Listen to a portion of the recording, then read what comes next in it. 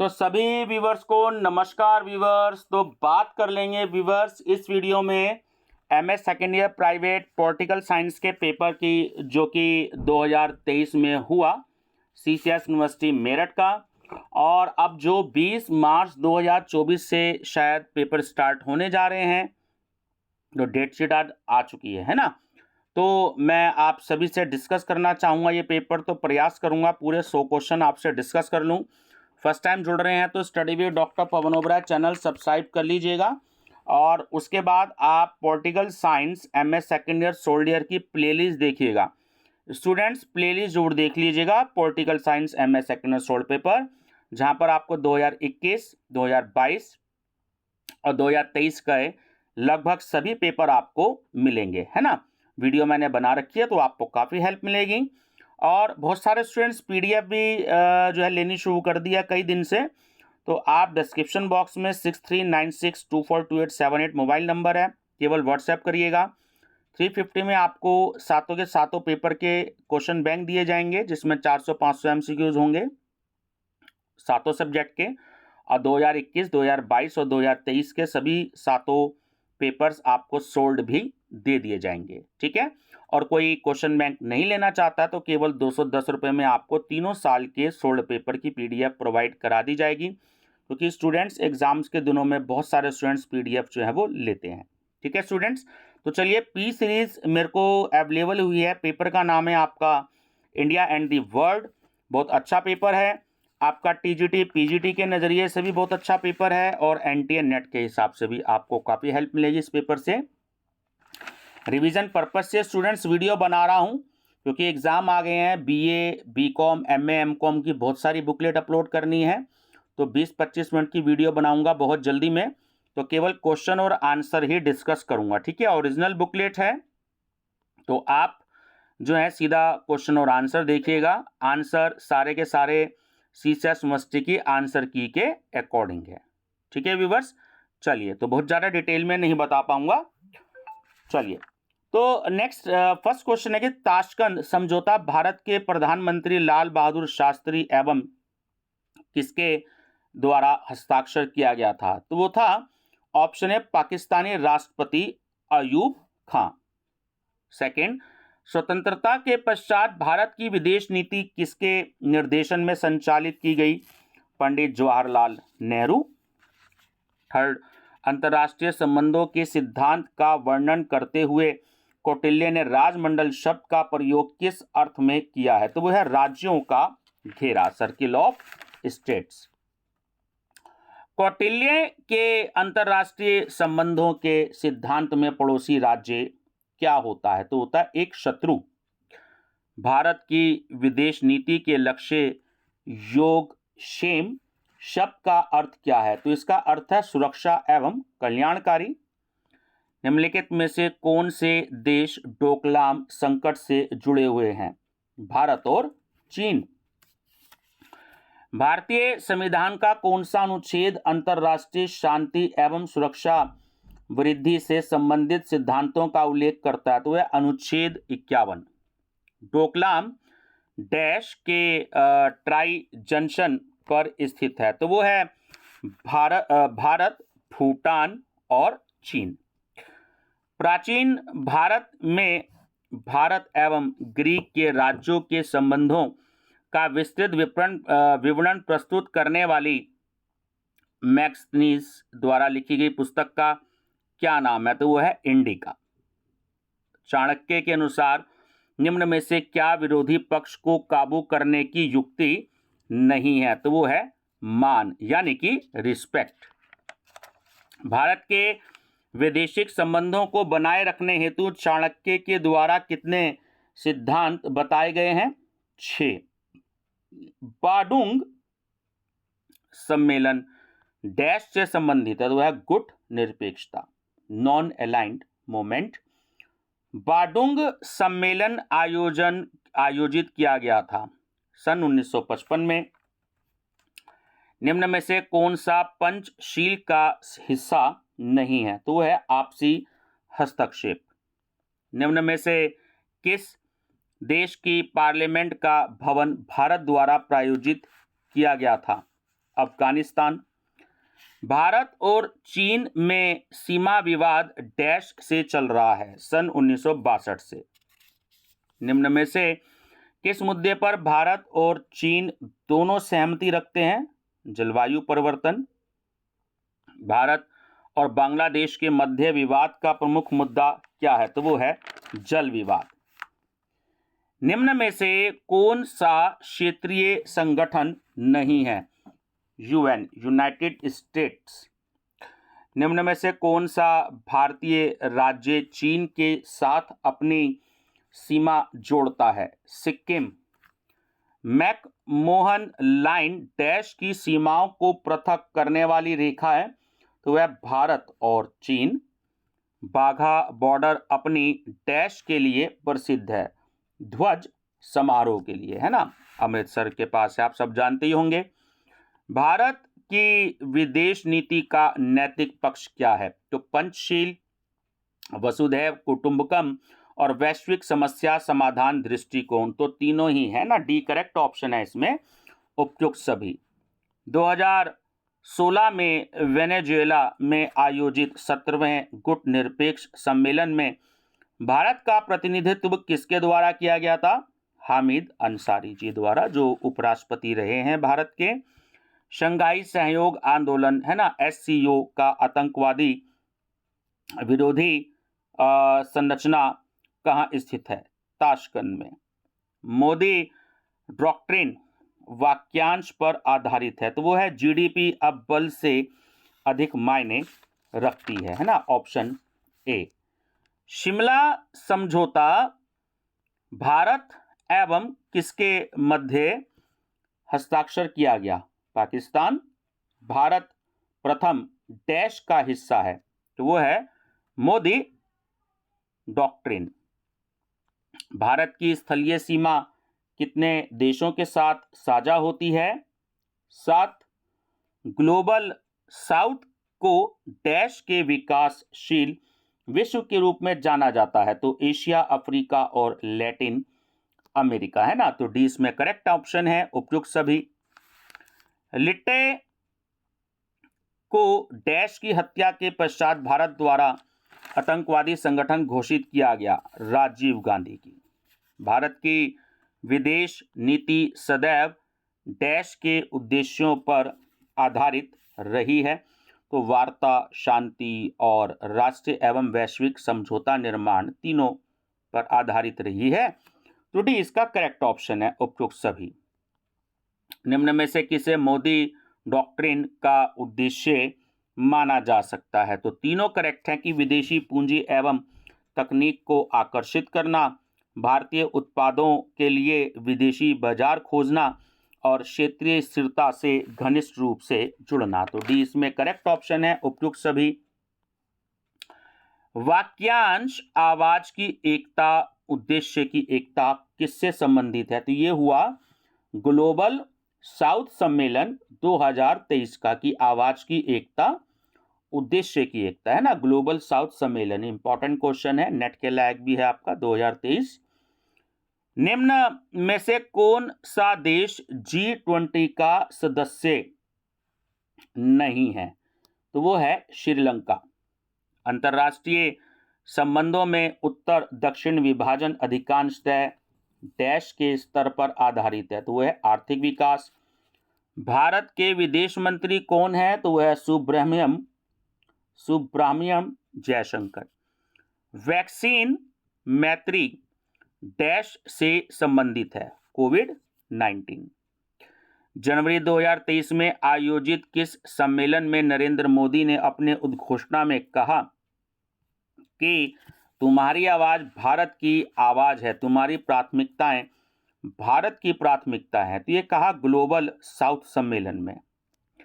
निम्न में से क्या मोदी डॉक्ट्रिन की विशेषता है? तो भारत प्रथम, पड़ोसी प्रथम और नियम लेने वाला से नियम बनाने वाला, है ना। तो डी इसमें करेक्ट है, उपयुक्त सभी।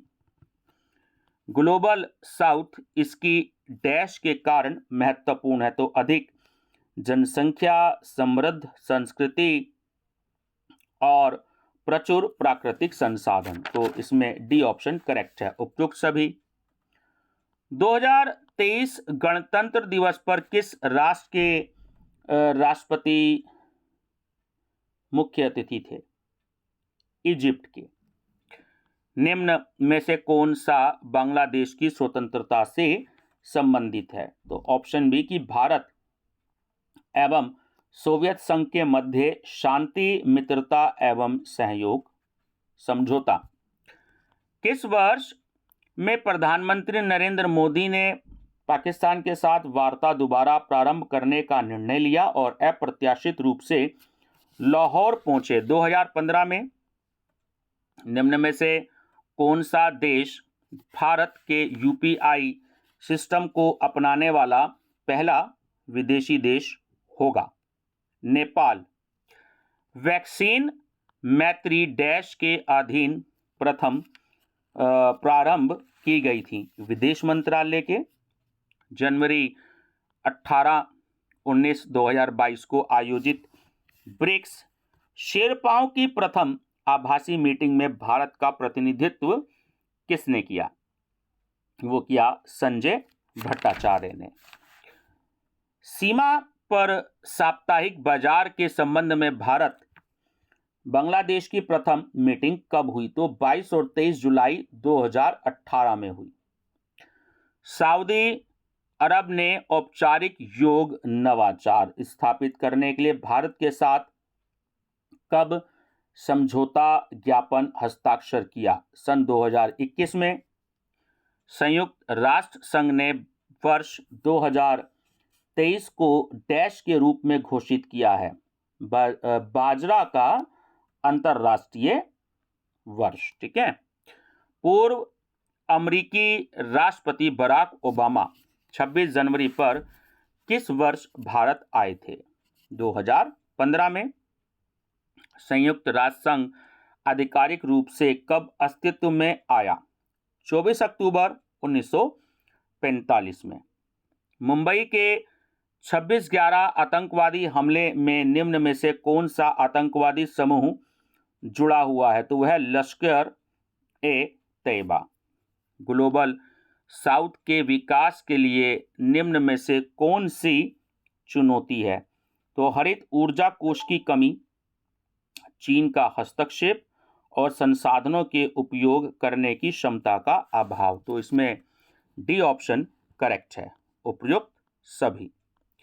2016 में प्रधानमंत्री मोदी द्वारा घोषित निम्न में से किसे पाकिस्तान पर हमले के रूप में माना जा सकता है? तो इसमें डी ऑप्शन करेक्ट है कि सभी ऑप्शन इसमें शामिल हैं। जैसे बलूचिस्तान के स्वतंत्रता आंदोलन के लिए नई सक्रिय नीति, उरी हमलों के बदले एलओसी पर स्ट्राइक की घोषणा और पाकिस्तान में आयोजित सार्क सम्मेलन का सभी पड़ोसी देशों के साथ बहिष्कार की घोषणा। तो इसमें डी आपका करेक्ट है, उपयुक्त सभी।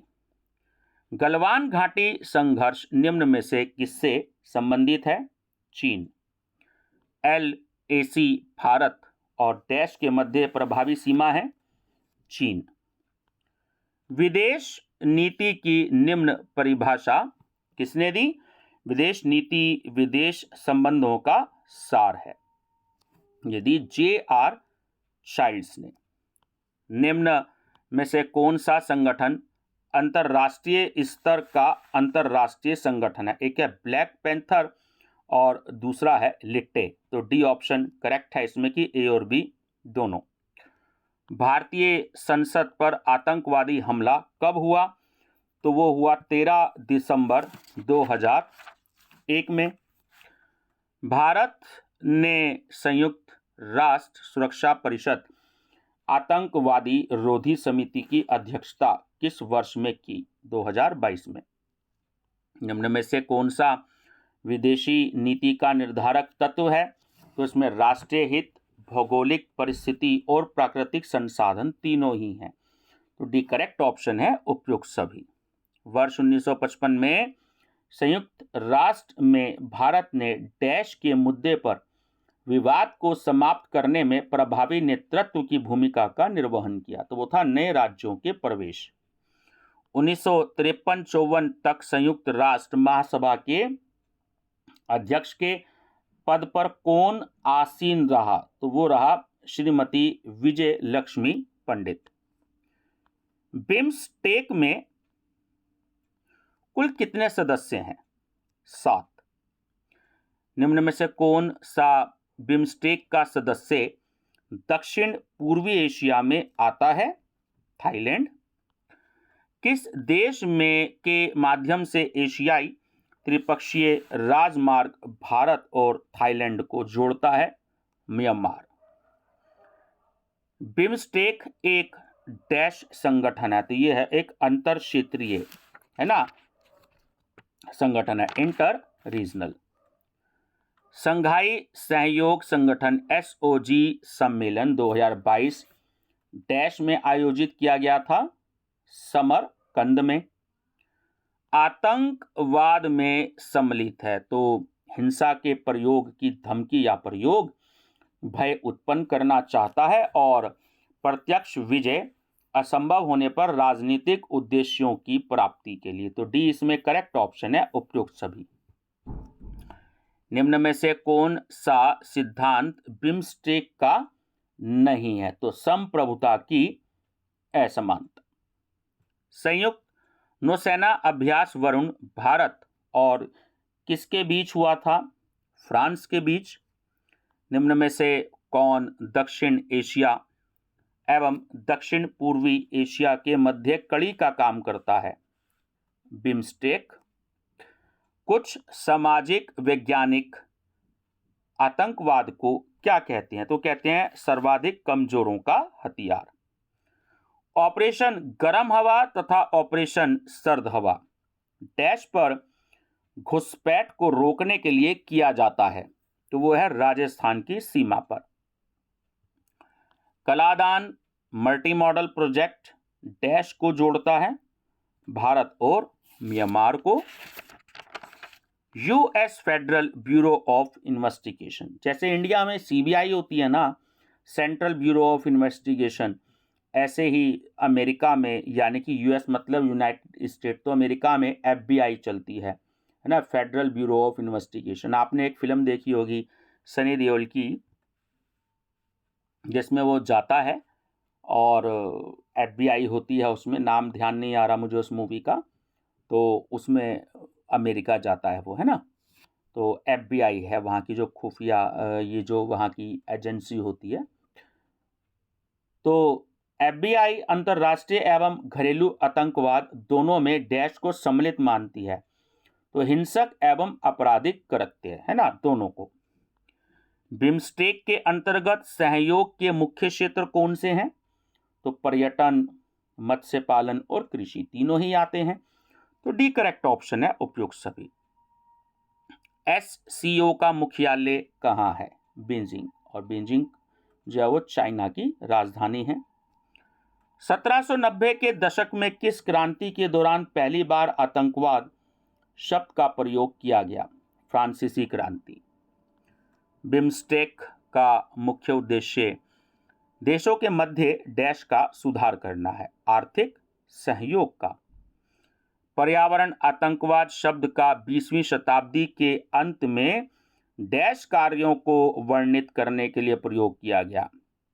तो ऑप्शन सी कि राजनीतिक उद्देश्यों को पाने या प्राप्त करने अथवा युद्ध के कार्यों से पर्यावरण नष्ट होने के। संघाई सहयोग संगठन SCO की आधिकारिक भाषा क्या है? तो चीनी और रूसी दोनों है, ऑप्शन सी। निम्न में से कौन सा बिम्स्टेक का संस्थापक सदस्य नहीं है? नेपाल। 2023 में SCO सम्मेलन की मेजबानी किसके द्वारा की जाएगी? यानी ये तो हो चुकी है अब, भारत के द्वारा। वर्ष 2022 के SCO के उज्बेकिस्तान के सम्मेलन में किसको सबसे नए सदस्य के रूप में SCO का स्थायी सदस्य बनाया गया है? ईरान को। संघाई सहयोग संगठन की सर्वोच्च निर्णय निर्माण संस्था है, तो वह राज्य के प्रमुखों की परिषद। प्रारंभ में बिम्स्टेक डैश सदस्यों का संगठन था जिसे बिस्ट ईसी कहा जाता था। 4, संघाई सहयोग संगठन में विश्व की जनसंख्या का कितने प्रतिशत हिस्सा आता है? 40%। ब्रिक्स में अंग्रेजी वर्णमाला का अक्षर एक्स का प्रयोग किसके लिए हुआ? देखिए, साउथ अफ्रीका। ब्रिक्स एक्चुअली जब 5 देशों का समूह है इसमें, है ना, तो ध्यान रखना, तो इसमें साउथ अफ्रीका है। तो ब्राजील, रशिया, इंडिया, चाइना और साउथ अफ्रीका 5 देश हैं इसमें। 16 जून 2019 में ब्रिक का पहला सम्मेलन कहाँ हुआ था? रूस में, है ना, जिसे हम इंग्लिश में रशिया कहते हैं। विश्व की मुख्य उभरती अर्थव्यवस्थाओं को साथ लाने वाला महत्वपूर्ण समूह निम्न में से किसे माना जाता है या माना जा सकता है? ब्रिक्स को। भारत का निर्यात आयात बैंक किस संगठन से संबंधित है? जो एक्सपोर्ट इंपोर्ट बैंक है ना, इसे हम शॉर्ट में एक्सिम भी बैंक भी बोलते हैं, तो वो होता है ब्रिक्स से संबंधित है। निम्न में से कौन ब्रिक्स का सदस्य नहीं है? देखिए, इंडोनेशिया नहीं है। I4 जो ब्रिक्स ये ऊपर दे रखा ना आपको, BRICS, में फिर से बता देता हूं, इसमें B for Brazil, R for Russia, I for India, C for China और S फॉर साउथ अफ्रीका। ठीक है, तो क्या बचा आपका इसमें? इंडोनेशिया, वही इसका सही आंसर है। रूस, भारत, चीन की त्रिपक्षीय विदेश मंत्रियों की आभासी मीटिंग किस देश के द्वारा आयोजित की गई? रूस के द्वारा। शंघाई सहयोग संगठन के अंतर्गत विश्व का डैश कितने प्रतिशत भूभाग आता है? 22%। किस देश में भारतीय डॉक्टर द्वारकानाथ कोटणीस की मानद प्रतिमा को स्थापित किया जाना है? चीन के द्वारा, है ना, डॉक्टर का नाम याद कर लीजिएगा, डॉक्टर द्वारकानाथ कोटणीस। नेक्स्ट है, भारत ने किस देश के साथ green grid initiative one sun one world one grid संयुक्त रूप से प्रारंभ किया है? तो डी ऑप्शन करेक्ट है इसमें, यूके। भारतीय ऊर्जा बाजार से पावर की पूर्ति के लिए किस देश ने भारत की पीटीसी के साथ हिस्सेदारी की है? भूटान। और लास्ट क्वेश्चन है, ऐसा कौन सा एकमात्र देश है जिसने पूरे भारत में देश केंद्रित औद्योगिक टाउनशिप समर्पित की है? तो वो है जापान। ठीक है व्यूअर्स, तो बड़े ही स्लो मैंने इसमें आपको समझाया है, तो आप पेपर को, इस वीडियो को 2-3 बार देखिएगा ताकि आपको अच्छे से समझ में आ जाए, और वीडियो का जो लिंक है वो अपने दोस्तों को भी शेयर करते रहिएगा। तो मेरी तरफ से आप सभी को best of luck, thank you.